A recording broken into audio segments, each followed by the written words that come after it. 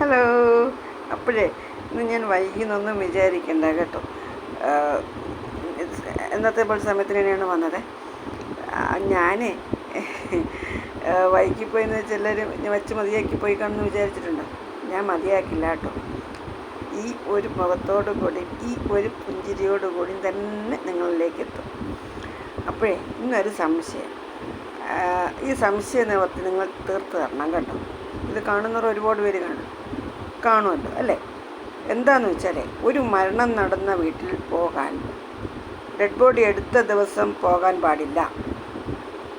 തിങ്കൾ, ബുധൻ, ശനി എന്നീ ദിവസങ്ങളിൽ പോകാൻ പാടില്ല. പിന്നെ വേറെ കുറേ ഇതൊക്കെ പറയും. ഏത് ദിവസങ്ങളിലാണ് പോകാൻ കൊള്ളുക? നിങ്ങൾ പറയുക. കുറേ പേരിപ്പോഴും പഴയ യുഗത്തിൽ ജീവിക്കുന്നവരുണ്ട്. അപ്പോൾ ശുഭദിനം.